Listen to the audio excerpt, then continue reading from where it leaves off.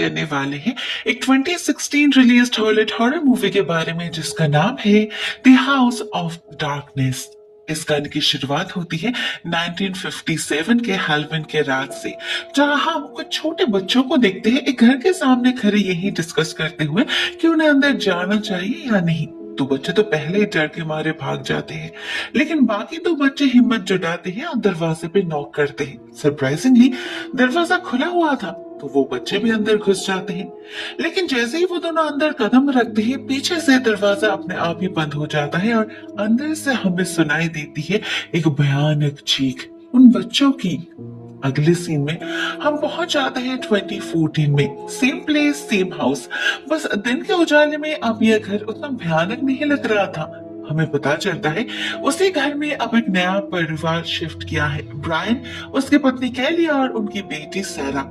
Shifting के पहले दिन ही उनका नेबर क्लार्क और एलन उन्हें एक पाई गिफ्ट देकर अपनी कम्युनिटी में वेलकम करते हैं, जो जेस्टर ब्रायन और कैली दोनों को ये बहुत पसंद आता है, स्पेशली ब्रायन को। वो तो एलन से अपनी नजरें हटा ही नहीं पा रहा था। वो इतनी खूबसूरत थी, अट्रैक्टिव थी कि ब्रायन एक तक उसे देखता रहता है। उसे ख्याल ही नहीं रहता कि वहां उसकी पत्नी भी खड़ी है। उधर अगले सीन में हमें पता चलता है कि वो लोग अपने रिश्ते को बेहतर करने के लिए ही मेन सिटी से इतनी दूर इस छोटे से शहर में शिफ्ट किया था। उनके बीच कई तरह के डिफरेंसेस है, लैक ऑफ कम्युनिकेशन के कारण मिसअंडरस्टैंडिंग है, जिन्हें रिजॉल्व करने के लिए ही वो लोग शहर में अपना काउंसलिंग भी करवा रहे थे और अपने डॉक्टर के सजेशन से यहाँ पर आने का डिसीजन लिया था उन्होंने। लेकिन साथ में उस डॉक्टर ने उन्हें यह भी कहा था कि इस तरह के प्रॉब्लम्स उनके इंटेंशनल एफर्ट्स के बिना सॉल्व नहीं हो सकता। उन्हें एक दूसरे के साथ ऑनेस्ट रहना होगा और खुद के साथ भी, जिसके लिए वो लोग एक डिजिटल डायरी मेंटेन कर सकते हैं। जो उनके मन में चल रहा है, एक दूसरे से कह नहीं पा रहे, उसे अपने अंदर कैद ना रख के एक वीडियो रिकॉर्डिंग के जरिए कन्फेस कर सकते हैं। इससे वो लोग लाइट फील करेंगे और उनके रिश्ते को भी एक और चांस मिलेगा। ये आइडिया ब्रायन और कैली दोनों को ही पसंद आया था, तो नए घर में सेटल करने के कुछ दिन बाद से ही दोनों अपना अपना वीडियो रिकॉर्ड करने लगते हैं, एक जर्नल की तरह। कैली के वीडियो से हमें पता चलता है कि वो असल में एक मसाज थेरेपिस्ट है, जिसे हर तरह के मेल एंड फीमेल क्लाइंट्स को हैंडल करना पड़ता है। लेकिन ब्रायन को ये बात पसंद नहीं आती, वो जलता है। उसे लगता है कि कैली ये सब अपने एंजॉयमेंट के लिए कर रही है, क्योंकि इससे तो कोई रियल मनी आता ही नहीं। उसका क्या ही कंट्रीब्यूशन है? आज तक अपनी फैमिली के लिए सारे सैक्रिफाइसेस तो सिर्फ ब्रायन ने ही किया है। क्लियरली ब्रायन के मुताबिक सारे प्रॉब्लम्स की जड़ कैली का बिजनेस था, बट इन रियलिटी असली प्रॉब्लम तो खुद उसी में थी, उसकी जेलसी और एंगर इश्यूज। उसने कभी अपने थॉट प्रोसेस को चेंज करने की कोशिश ही नहीं किया, हमेशा कैली को ब्लेम करता रहा, जिससे उसके दिल में कैली के लिए एक कोल्डनेस, एक डिटैचमेंट क्रिएट हुआ। ऊपर से शहर में उसका वर्क स्पेस भी घर से काफी दूर था, तो प्रोजेक्ट्स में काम करते वक्त उसे ज्यादातर समय घर से बाहर ही रहना पड़ता था, जिससे उनकी बॉन्डिंग भी कमजोर पड़ने लगी थी। पर यहाँ सब कुछ घर के अंदर ही है, ब्रायन का वर्कशॉप और कैली का सारा सेटअप भी। इससे दोनों करीब रह पाते हैं और ब्रायन कैली पर नजर भी रख पाता है। लेकिन क्या सिर्फ फिजिकली एक दूसरे के करीब रहने से उनके बीच की दूरी कम हो जाती? शायद नहीं, उल्टा इस घर में आने के बाद से तो उनके लाइफ में कुछ ऐसे आफत की शुरुआत होती है जिसका उन्हें कोई अंदाजा भी नहीं था। पहला हादसा होता है सहरा के साथ। एक दिन जब वो अकेले बैठ के किताब पढ़ रही थी, तो अचानक ही उसके सामने बेसमेंट का दरवाजा अपने आप ही खुलने लगता है। फिर कोई अंदर से उसे आवाज लगाता है, किसी छोटे बच्चे की आवाज थी। वो सहरा को बेसमेंट के अंदर बुला रहे थे। वो आवाज सुनते ही सहरा जैसे एक ट्रांस में चली जाती है, उसे अपनी माँ की पुकार सुनाई नहीं देती। उधर कैली जो किचन में थी, उसे सहरा अचानक एक बेहद अजीब कॉस्ट्यूम में नजर आती है, काइंड ऑफ उन्हीं बच्चों की तरह जिन्हें हमने फिल्म के स्टार्टिंग में देखा था। लेकिन वो तो ऑलमोस्ट 60 साल पहले की बात है। इतने दिनों बाद ये कपड़े सहरा को कहाँ से मिला? इधर इस सबसे अनजान केली को ये कपड़े अजीब तो लगते हैं, लेकिन वो उतना ध्यान नहीं देती। बस उस दिन के बाद से उसे सहरा का बर्ताव थोड़ा अजीब लगने लगता है। एक रात जब वो उसे गुड नाइट कहने जाती है, तो सहरा बताती है कि उसके बर्ड्स रात भर चिल्लाते रहते हैं, उसे बिल्कुल भी सोने नहीं देती। जवाब में कैली एक बेडशीट से उनकी केज को कवर कर देती है और कहती है कि इससे वो लोग सो जाएंगे। सहरा भी मान जाती है और कैली लाइट्स ऑफ कर देती है। मगर जैसे ही वो कमरे से जाने लगती है, उसे सुनाई देती है सहरा कह रही है कि वो उन बर्ड्स का सर काट देगी। अब एक छोटी सी बच्ची के मुंह से ऐसे भयानक बातें सुनकर तो केली काफी घबरा जाती है। उसे यकीन तक नहीं होता, लेकिन कमरे में सैरा के अलावा और कोई था भी नहीं। अगली रात ब्रायन के साथ भी ऑलमोस्ट एक सेम हादसा होता है। वो भी सारा को चेक इन करने ही गया था। ऐसे में लाइट्स ऑफ करते ही अचानक कमरे के कोने में एक क्रीपी फिगर नजर आता है उसे, जो रोशनी में गायब हो जाता है।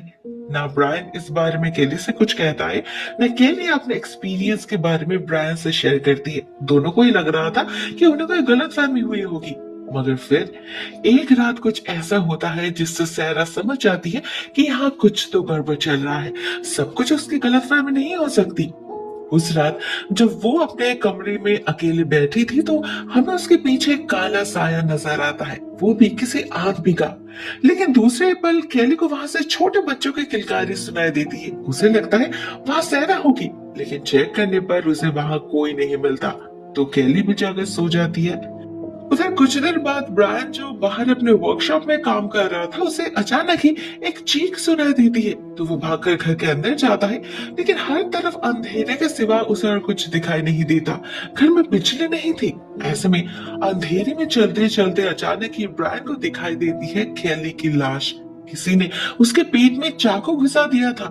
ब्रायन तो उसे देखकर पैनिक करने लगता है, लेकिन तभी केली अपनी आंखें खोलती है और कहती है, ये तुमने किया है ब्रायन। डर से तो लिटरली चौंक उठता है ब्रायन, लेकिन अगले ही पल उसे एहसास होता है ये तो बस उसका एक सपना है, रियलिटी नहीं। स्टिल वो इतना डर चुका था कि उससे और काम नहीं होता। वो घर चला जाता है और सबसे पहले सैरा को देखने जाता है, लेकिन उसे सैरा अपने कमरे में मिलती ही नहीं। वहां बस उसके बर्ड्स थे जो बहुत ही ज्यादा शोर मचा रहे थे, ऐसे बहुत डरे हुए हैं वो। ब्रायन को हालत ठीक नहीं लगता। ये बर्ड्स यूजुअली रात के समय आवाज नहीं करते, स्पेशली कवर करने के बाद तो बिल्कुल भी नहीं। तो अभी ऐसा अजीब बर्ताव क्यों कर रहे हैं? ब्रायन उसी वक्त केली को नींद से जगाता है और दोनों मिलकर सैरा को ढूंढने लगते हैं, लेकिन वो घर में कहीं नहीं मिलती। तो केली भी उसे ढूंढते हुए बाहर निकल जाती है और तभी उसे एक पेड़ के पास कोई दिखता है उस दिन वाले कॉस्ट्यूम में। केली को लगता है ये जरूर सैरा होगी, लेकिन और कुछ आगे जाने पर उसे सैरा अपने बिल्कुल सामने दिखती है, अपने नाइट ड्रेस में। तो वो कौन था? केली को डर तो लगता है, लेकिन सैरा को संभालते हुए वो उस वक्त और किसी चीज पर गौर नहीं करती। उधर सैरा, वो जैसे अब भी एक ट्रांस में ही थी। जब उससे पूछा जाता है कि वो वहां क्या कर रही थी, वो अजीब सा जवाब देती है। कहती है कि वो डार्कनेस से छुप रही थी, उसके बर्ड्स ने उससे कहा था छुपने के लिए। अब भले ब्रायन और केली कोई भी इस पर यकीन नहीं करते, लेकिन सैरा की हालत देखकर उससे कुछ पूछते भी नहीं। नेक्स्ट मॉर्निंग केली उससे जानने की कोशिश करती है कि कल रात उसके साथ वो बच्चा कौन था, लेकिन सैरा बात को कम्प्लीटली इग्नोर कर जाती है, जैसे उसे सुनाई ही नहीं दी। उधर ठीक इसके बाद ही जब केली बर्ड्स को खाना देने जाती है तो उसे एक जोर का झटका लगता है। उसे कुछ ऐसा दिखता है जो उसने सपने में भी इमेजिन नहीं किया था। वो देखती है किसी ने उनके दोनों बर्ड्स का सर काट दिया है। बहुत ही भयानक दिख रहे हैं उनकी लाशें, एग्जैक्टली जैसे उसने सैरा को उस रात बोलते हुए सुना था। तो क्या उसी ने ऐसा किया है? पर क्यों? और क्या एक 10 साल के बच्चे के लिए ऐसा करना पॉसिबल भी है? भली केली इस पर यकीन करना नहीं चाहती थी, लेकिन अपने जहन से इस पॉसिबिलिटी को निकाल भी नहीं पाती वो। उधर ब्रायन ये नोटिस करता है कि वो लोग केज को जिस कर्टन से कवर करते हैं उसके ऊपर खून के छींटे लगे हैं, मगर अंदर की तरफ। मतलब जब उन बर्ड्स को मारा गया था तो केज कवर्ड था, लेकिन ऐसा कैसे पॉसिबल है? कुछ भी समझ नहीं आ रहा था केली को। लेकिन उसे सैरा को लेकर काफी टेंशन जरूर होने लगा था। फील होने लगा था कि उसके साथ कुछ गड़बड़ जरूर है। लेकिन ब्रायन, वो बिल्कुल भी कंसर्न्ड नहीं लग रहा था। समहाउ अपने बेटी से ज्यादा ध्यान अपनी खूबसूरत नेबर की तरफ था उसका। फिर उसी रात जब केली उसे समझाने की कोशिश करती है कि शायद उनका यहाँ आने का डिसीजन सही नहीं है, यहाँ सैरा का कोई दोस्त नहीं है, उसका बिजनेस भी कम्प्लीटली बंद पड़ा है, इतना चेंज शायद उनके लिए सुइटेबल नहीं होगा। ये बस केली का एक ऑब्जर्वेशन था। लेकिन ब्रायन अचानक ही बहुत नाराज हो जाता है और अपने वर्कशॉप में जाकर खुद को बंद कर लेता है। असल में वो इस शिफ्ट से बहुत खुश था, क्योंकि वो चाहता ही था केली का बिजनेस बंद पड़ जाए और सैरा का प्रॉब्लम उसे कोई प्रॉब्लम लग ही नहीं रहा था। बच्चे हैं, वियर्ड हरकतें तो करेंगे ही, लेकिन यहाँ आने में उसे जो मेन फायदा हुआ था वो था एलन। उसका टेंशन बहुत एंजॉय कर रहा था ब्रायन। तो यहाँ से जाने की बात सुनकर तो गुस्सा आएगा ही ना उसे।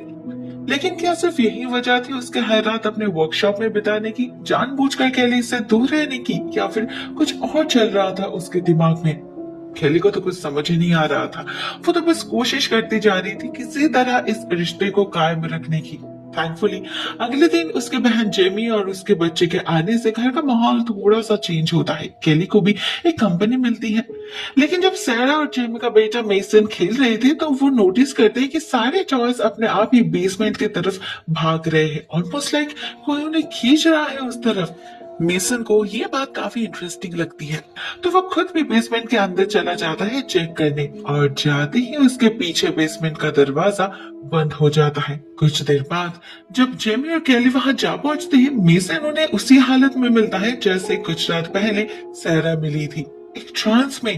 डर से पसीना छूटने लगा था उसका, लेकिन पूछने पर कुछ भी बता नहीं पाता मेसन। उसे खुद भी पता नहीं था कि वो वहां क्या कर रहा था।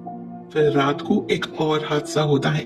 सबके सो जाने के बाद जब केली अकेले अपने कमरे में बैठकर वीडियो रिकॉर्ड कर रही थी, उसे हॉलवे में फिर से बच्चों की आवाज सुनाई देने लगती है, और जब वो चेक करती है उसे वहां तो बच्चे नजर आते हैं, अजीब से मास्क पहने।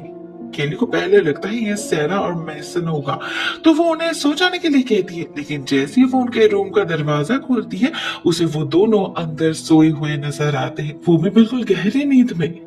उधर तब तक वो दो मास्क्ड बच्चे भी गायब हो चुके थे।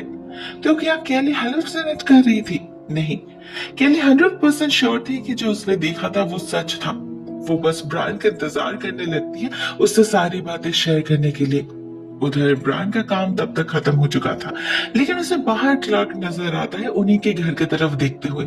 उसे देखते ही वो अंदर चला जाता है, लेकिन ब्रायन को शक होता है कहीं उस क्लर्क की आंखें सैरा को तो ढूंढ नहीं रही, कहीं उनके बीच कुछ चल तो नहीं रहा। गुस्से और शक के आग में जलने लगता है ब्रायन। फिर कुछ देर बाद जब वो घर के अंदर जाता है तब एक और चीज नजर आती है उसे जेमी के कमरे में क्लर्क नजर आता है। मतलब उसका चक्कर जेमी से चल रहा है, केली से नहीं। ब्रायन उसी वक्त जाकर केली को बुला लाता है और उसे मजबूर करता है अपने बहन को कन्फ्रंट करने के लिए।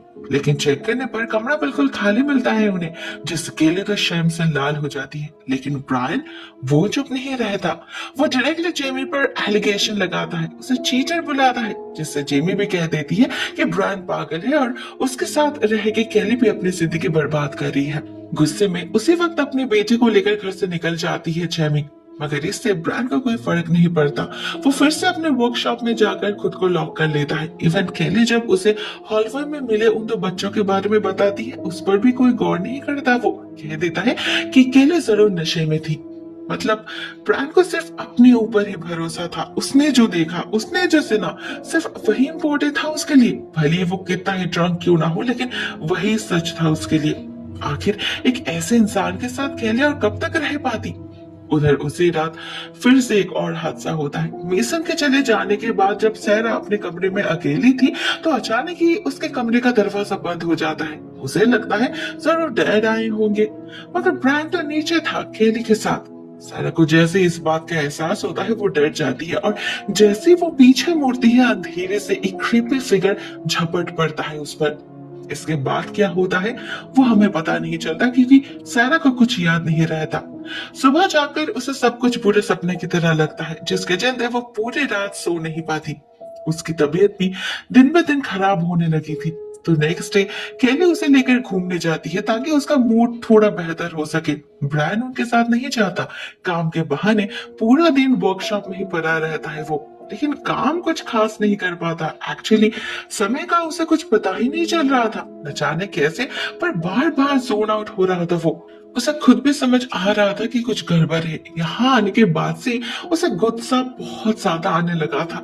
वो और खुद को कंट्रोल नहीं कर पा रहा था, हमेशा इरिटेटेड रहने लगा था वो, और केली को तो जैसे सहन ही नहीं कर पा रहा था वो। गॉड नोस व्हाई बार बार उसे हर्ट करने का दिल करता था उसका, उसे मारने का, तड़पाने का दिल करता था, पता नहीं क्यों। इसीलिए ही तो उसे दूर रहने लगा था वो। लेकिन इतना सब करके भी कोई फर्क नहीं पड़ता। अपने अंदर के इस इविल अर्ज को वो काबू में नहीं कर पा रहा था। काम करते वक्त हाथ में कोई टूल उठाते ही उसके मन में एक अजीब सा टेंशन स्टार्ट हो जाता था, जैसे जैसे वो किसी को मार देगा। तो मजबूरन एक दिन अपने सारे टूल्स को एक बॉक्स में लॉक करके उसकी चाबी बाहर फेंक देता है ब्रायन। कुछ दिनों के लिए एक ब्रेक लेने का डिसाइड करता है वो, लेकिन किसी से कुछ कहता नहीं। उधर अगले ही दिन कैली को अचानक अपने घर के डाइनिंग से कुछ लोगों की आवाज सुनाई देती है, और जब वो झांक कर देखती है तो उसे वहां एक फैमिली दिखता है, धुंधला सा, आराम से बैठकर खाना खाते हुए, जैसे ये उन्हीं का घर हो। फिर पलक झपकते ही वो कहीं गायब हो जाता है। इस हादसे से केली इतना डर जाती है कि उसे और इस घर में रहने की हिम्मत नहीं होती। वो उसी रात ब्रायन से बात करती है कि ये घर हॉन्टेड है, उन्हें इसे छोड़ देना चाहिए, लेकिन ब्रायन मानता ही नहीं। न जाने क्या लगाव था उसे इस घर से। वो तो इनफैक्ट ये तक कह देता है कि अगर केली ने सारा को लेकर यहाँ से कहीं जाने की कोशिश करी तो वो उसे डिवोर्स दे देगा, जिससे कस्टडी तो श्योरली उसे ही मिलेगी। केली लिटरली चौंक उठती है डिवोर्स के बाद से। वो तो आई ही थी अपने रिश्ते को सुधारने, तो ब्रायन अचानक इसे तोड़ने की बात क्यों कह रहा है? अब इसका जवाब तो खुद ब्रायन के पास भी नहीं था। उसे खुद पता नहीं था उसने ऐसा क्यों बोला।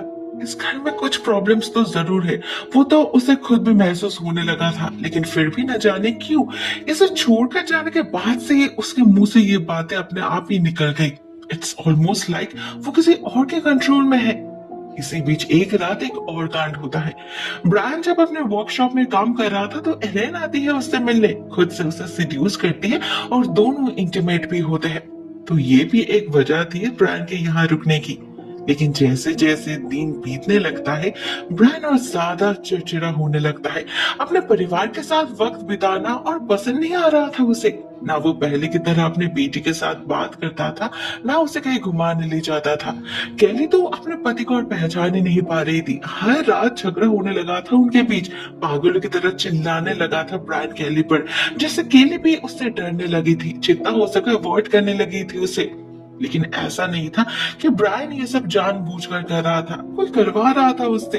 हर रात सपने में उसका सबकॉन्शियस माइंड केली से सुलह करने की कोशिश करता तो था, क्योंकि वहां किसी का कब्जा जो नहीं होता था। मगर हर बार ही उसे केली मरी हुई मिलती थी। उसी ने मारा होता है केली को, उसके हाथ केली के खून से रंगे हुए होते हैं। बार बार यही सपना देखते देखते अंदर ही अंदर जैसे खोखला हो चुका था ब्रायन, मगर फिर भी अपनी हालत केली से शेयर नहीं कर पा रहा था। उसके सामने जाती ही अपने अनजाने में उससे झगड़ने लगता था वो। ऊपर से बीच बीच में सारा भी अजीब बर्ताव करने लगी थी, जिसका कोई एक्सप्लेनेशन खुद उसके पास नहीं होता था। बस बार बार वो डार्कनेस की बात करती रहती थी, वो भी पहेलियों में। ऐसे में एक दिन केली से सहन नहीं होता। वो एक साइकिक को घर बुलाती है, जो बताती है कि इस घर में छोटे बच्चों की स्पिरिट से जो सारा से कम्युनिकेट करते हैं, लेकिन उनका इंटेंशन बुरा नहीं है। वो तो बस उसे वार्न करने की कोशिश कर रहे हैं आने वाले खतरे के बारे में। असली इविल तो उनके घर के बेसमेंट में छुपा है। An ancient malevolent spirit, a soul collector, जो अंधेरे से भी ज्यादा डार्क है, बहुत ही ताकतवर है, और इस जमीन पर उसी का राज चलता है। जो भी यहाँ रहता है उनके लाइफ में तबाही मचा देता है ये स्पिरिट। इसका काम ही है लोगों को तड़पाना, उन्हें अपने वश में करके लोगों की जान लेना। वीक एंड वल्नरेबल लोगों को अपना शिकार बनाता है वो, अपने डार्कनेस से उन्हें इन्फेक्ट करता है, बिल्कुल किसी वायरस की तरह। तब तक उन्हें नहीं छोड़ता जब तक उसकी भूख मिट न जाए। उन बच्चों के स्पिरिट्स भी उसी के कैद में हैं, और अब उसकी काली नजर केली के परिवार पर पड़ चुकी है। वो उन्हें खत्म कर देगा। इतना कहती ही वो साइकिक अचानक अपने कानों को कवर कर लेती है। कहती है उसे बहुत जोर जोर से बजिंग की साउंड सुनाई दे रही है। वो और एक मिनट भी यहाँ पर रुक नहीं सकती, लेकिन घर से बाहर जाकर भी बेचारी बच कहाँ पाती है। अपने गाड़ी के अंदर बैठते ही पता नहीं कहाँ से बहुत सारे मधुमक्खियां आकर एक साथ हमला कर देती है उस पर, जिससे उस लेडी की तो हालत ही खराब हो जाती है। दरवाजा लॉक्ड रहने के कारण केली भी कुछ कर नहीं पाती। बट सरप्राइजिंगली कुछ देर बाद जब पैरामेडिक्स आ पहुंचते हैं, उन्हें कहीं एक भी मधुमक्खी नहीं मिलती। बंद गाड़ी में पता नहीं कहाँ गायब हो गए थे सभी। इधर इस सबसे केली और ब्रायन के बीच फिर से झगड़ा शुरू हो चुका था। केली के हजार समझाने पर भी ब्रायन उस पर यकीन ही नहीं करता। उसे एक नया ऑर्डर मिला था, वो भी ह्यूज अमाउंट का, तो अब इस घर को छोड़ने के बारे में तो वो सोच भी नहीं सकता। ब्रायन को लग रहा था वो अपने परिवार के लिए ही तो कमा रहा है, तो यहाँ उसकी जिद जस्टिफाइड है। लेकिन उसे अपनी इस जिद की कीमत भी उसे रात चुकानी पड़ती है। देर रात उसे पता चलता है सहरा कहीं गायब हो चुकी है और इस बार घर के अंदर बाहर हर तरफ ढूंढकर भी कहीं नहीं मिलती वो। मजबूरन उन्हें पुलिस को बुलानी पड़ती है और बहुत छानबीन के बाद फाइनली उन्हें सहरा मिलती है घर के बेसमेंट में, दीवार के पीछे छुपे एक सील्ड कमरे में। उसके रोने की आवाज से पुलिस उसे लोकेट कर पाई थी, मगर यहाँ सवाल ये था कि वो वहां पहुंचे कैसे। उस कमरे में ना कोई एंट्रेंस था ना कोई एग्जिट, एक होल तक नहीं था किसी दीवार पे। पुलिस को तो लिटरली दीवार तोड़कर उसे बाहर लाना पड़ा था। तो फिर इस हादसे से सभी बहुत ज्यादा हैरान हो चुके थे। सभी को इसका राज जानना था, लेकिन सहरा कुछ बताती ही नहीं। उधर जब चीफ ऑफिसर ब्रायन और केली से पर्सनली बात करते हैं तो उन्हें इस घर की हिस्ट्री के बारे में पता चलता है इस घर में कई सारे खून हो चुके हैं, वो भी बहुत अजीब तरीके से। इस इलाके में काफी फेमस है उनका घर। 1957 में दो बच्चों की लाश मिली थी इस घर से, और उस वक्त इस घर में जो रहते थे उनकी लाश मिली थी बेसमेंट के उस सील्ड सेक्शन में, जहां से उन्होंने अभी अभी सहरा को बाहर निकाला, ठीक वहीं पर। अपेरेंटली उस आदमी ने खुद ही खुद को कैद किया था वहां, ताकि स्टारवेशन में उनकी मौत हो जाए। पर क्यों? Out of guilt? लेकिन एक सीधे साधे स्कूल प्रिंसिपल ने आखिर ऐसा किया ही क्यों? क्यों मारा उन दो छोटे बच्चों को? इसका जवाब कभी किसी को पता नहीं चला। फिर इसके 20 साल बाद इस घर में रूथ वॉलेस नाम की एक लेडी शिफ्ट करी अपने हस्बैंड और दोनों प्यारे प्यारे बच्चों के साथ। कुछ दिनों बाद पता चला रूथ ने अपने परिवार का खून कर दिया है, उनके खाने में जहर मिलाकर, जबकि उसका कोई मोटिव ही नहीं था। पुलिस को इन्वेस्टिगेशन में भी कुछ नहीं मिला। भले ही उसे जेल हुई, लाइफ इम्प्रिजनमेंट की सजा मिली, लेकिन उसने कभी अपनी जुर्म कबूल नहीं करी। लास्ट तक अपने जिद पर अड़ी रही कि वो गुनहगार नहीं है। तो फिर आखिर माजरा क्या है? भले ही लीगली ये केस सॉल्व हो चुकी है, लेकिन ऑफिसर के मन में अभी भी इस केस को लेकर, इस घर को लेकर एक क्वेश्चन मार्क जरूर है। उन्हें भी कहीं ना कहीं लगता था कि इस घर के अंदर कुछ तो गड़बड़ है। तो वो जाते जाते कैली को एक एडवाइस दे जाते हैं कि उसे शायद रूथ से जाकर एक बार मिलना चाहिए, शायद उसे कोई मदद मिल जाए। कैली ऐसा ही करती है। अगले ही दिन रूथ से जाकर मिलती है और उसे पता चलता है रूथ ने अपने मर्जी से अपने परिवार को पॉइजन नहीं किया था, बल्कि उस घर में मौजूद इविल प्रेजेंस ने उससे ऐसा करवाया था। वो जब केक में पॉइजन मिला रही थी उसे समझ आ रहा था, लेकिन वो अपने आप को रोक नहीं पाई। वो जैसे एक ट्रांस में थी। फिर जब कुछ देर बाद फोन की घंटी से वो उस ट्रांस से बाहर आई, उसने देखा कि अनजाने में ही उसने उस केक को बेक करने रख दिया है। कोई उसके माथे के अंदर कंटिन्यूअसली कह रहा था कि ये केक अपने परिवार को सर्व करने के लिए। कोई चाहता था वो अपने ही बच्चों को हानि पहुंचाए। रूथ उस आवाज को रोक नहीं पा रही थी, तो उसने खुद ही उस केक को खा लिया और बेसमेंट के उस पर्टिकुलर कमरे में चली गई मरने के लिए। लेकिन उस इविल स्पिरिट ने उसे मरने नहीं दिया, बस कुछ देर के लिए बेहोश हुई थी वो। फिर कुछ देर बाद जब उसका होश लौटा, उसने बाहर जाकर देखा तो उसका पूरा परिवार डाइनिंग टेबल पे ही मरे पड़े थे। उनके प्लेट पर उसी केक के पीसेस थे। उसे आज तक समझ नहीं आया ये पॉसिबल कैसे हुआ। ना किसी को अपने बेगुनाही का सबूत दे पाई वो केली को भी वार्न करती है कि वो स्पिरिट लोगों को बदल देता है, उस घर में कोई भी सेफ नहीं है। उसकी सारी बातें सुनकर केली को समझ आ जाता है कि उसने जिस परिवार को अपने डाइनिंग रूम में देखा था वो रूथ का ही परिवार था, और वो तो बच्चे, वो भी 1957 वाले ही वो बच्चे थे। समहाउ उनके स्पिरिट्स अभी भी उसी घर में कैद है। ये सब कुछ भले आम लोगों के लिए यकीन करना इम्पॉसिबल था, लेकिन केली जानती थी उस घर की यही सच्चाई है। उसे खुद फील हो रहा था कि कुछ अनहोनी होने वाली है। केली ठान लेती है कि वो और किसी की नहीं सुनेगी, कुछ भी करके अपने परिवार को उस घर से निकालेगी वो। उसने खुद पिछले कुछ ही दिनों में ब्रायन का बर्ताव चेंज होते हुए देख लिया है। नोटिस किया है ब्रायन अकेले में बिड़बिड़ाता है, और जब भी उसके हाथों में कोई नुकीले औजार रहते हैं जैसे चाकू या कुल्हाड़ी, उसका बॉडी लैंग्वेज कंप्लीटली बदल जाता है। बहुत ही क्रीपी बिहेव करने लगता है वो। और घर छोड़ने के बाद भी तो उसने एक बार केली को कुल्हाड़ी से डराया भी था। क्या ये सब कोई अनहोनी का संकेत है? क्या ब्रायन भी उसी इविल स्पिरिट के काबू में आने लगा है? केली के दिमाग में हजारों सवाल चल रहे थे, तो वो उसी वक्त घर भागती है और ब्रायन के फोन पे कॉल करती है ताकि उन्हें वार्न कर सके। लेकिन कॉल रिसीव करती है सहरा, जो बताती है उसके डैड को कुछ हो गया है, पागलपन करने लगे हैं वो। केली समझ जाती है उसे जिसका डर था वही हुआ है। ब्रायन को उस इविल स्पिरिट ने कंप्लीटली अपने वश में कर लिया है। अब जो करना है उसे ही करना होगा, बचाना होगा अपने परिवार को।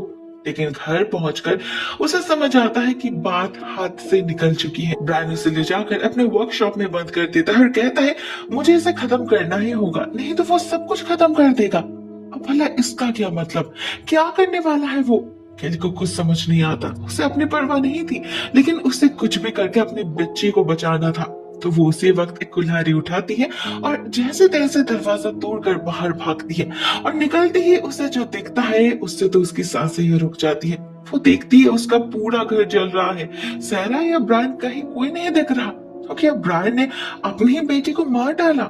डर से केली के हाथ पैर कांपने लगे थे, मगर तब उसे पीछे से सारा की आवाज सुनाई देती है जो बताती है उसके डैड ने उसे घर से बाहर भेजकर खुद को घर के अंदर लॉक कर लिया है। मतलब अभी इस घर के साथ वो भी चल रहा है। पर क्यों? ब्रायन ने सुसाइड क्यों किया? केली को शायद पता था इसका जवाब। फाइनली वो समझ चुकी थी ब्रायन तब क्या कहने की कोशिश कर रहा था। जरूर कुछ पल के लिए उस इविल स्पिरिट की कैद से खुद को आजाद कर पाया था। वो कुछ पल के लिए जरूर उसे एहसास हुआ था कि वो कितनी बड़ी गलती करने जा रहा है, लेकिन अपने ऊपर उसका कोई कंट्रोल नहीं था, एक्जैक्टली जैसे रूथ का नहीं था। इसीलिए उसने खुद को खत्म कर दिया। साथ में सारे प्रॉब्लम्स की जड़ इस घर को भी, अपने परिवार के लिए अपने आप को कुर्बान कर दिया ब्रायन ने। केली उसी वक्त अपने पड़ोसी क्लार्क और एलन के घर में जाकर 911 पे कॉल करने के लिए कहती है ताकि उसे बचाने की लास्ट कोशिश कर सके। अब वो तो पॉसिबल नहीं हो पाता क्योंकि उनके आने से पहले पूरा घर जलकर राख हो जाता है। लेकिन यहाँ पर हमें एक चीज जरूर पता चलता है कि क्लार्क और एलन असल में एक ओल्ड कपल है। ब्रायन ने जिन्हें देखा था, जिस एलन के साथ इंटीमेट हुआ था, वो सब उसका इमेजिनेशन था। उस घर में मौजूद उस इविल स्पिरिट का बिछाया हुआ एक जाल। एक्चुअली इस घर में एंटर करते ही उसने ब्रायन के वीकनेसेस, उसकी परेशानियों को पहचान लिया था और एग्जैक्टली उन्हीं के जरिए उसने उस पर काबू भी कर लिया था। स्पिरिट ने सैरा को भी वश में करने की कोशिश करी थी, लेकिन उसकी सोल प्योर थी, इसीलिए वो बच गई। और रही बात केली की, तो उसके दिल में कोई खोट नहीं था, ना ही वो ब्रायन की तरह वल्नरेबल था, इसीलिए वो स्पिरिट उसे काबू नहीं कर पाई। लेकिन क्या ये सच सबके लिए इनफ था, एक्सेप्टेबल था? शायद नहीं। इन्वेस्टिगेशन में जब पुलिस आती है और केली से इंटेरोगेट किया जाता है तो उन्हें लगता है ब्रायन की मौत असल में एक मर्डर है, कोई सुसाइड नहीं। एक्चुअली उन्हें ब्रायन की फोन मिली थी उसके वर्कशॉप में, जिसमें उसके वीडियो जर्नल्स रिकॉर्डेड थे और उसमें ब्रायन ने ये क्लियरली स्टेट किया था कि वो इस शादी से बिल्कुल भी खुश नहीं है। उसके और केली के बीच सब कुछ खत्म हो चुका है। साथ में वहां ये भी मेंशन था कि केली उसे कंटिन्यूअसली प्रेशराइज कर रही है इस घर को छोड़कर शहर वापस जाने के लिए, ताकि वो अपना बिजनेस कंटिन्यू कर सके, जो ब्रायन के अकॉर्डिंग इम्प्रॉपर है। ऊपर से उनके $3 मिलियन लाइफ इंश्योरेंस के बारे में भी पता चलता है पुलिस को, जो कोइंसिडेंटली साइन केली नहीं किया था। अब ये सब कुछ जानकर तो उन्हें केली पर शक होगा ही ना। केली उन्हें सच्चाई समझा नहीं पाती, न पुलिस उसके किसी भी बातों पर यकीन करती है। एंड एज द रिजल्ट उसकी हालत बेरूह जैसी होती है। कुछ किए बिना ही फंस जाती है बेचारी। अपने पति को तो वो खो ही चुकी थी, अब उसकी बेटी भी उससे बिछड़ जाती है। लेकिन जिसके लिए इतना कुछ, उस शैतान को रोक नहीं पाते वो। 1 साल के अंदर ही उस जमीन पर फिर से एक नया घर बना दिया जाता है और उसे एक प्यारा सा परिवार खरीद भी लेते हैं। तो क्या अब ये लोग बनने वाले हैं उस शैतान का शिकार? God knows. दोस्तों, ये कहानी यहीं पर एंड हो जाती है। आई होप ये कहानी आपको पसंद आई होगी। कमेंट सेक्शन में अपने थॉट्स शेयर जरूर करें।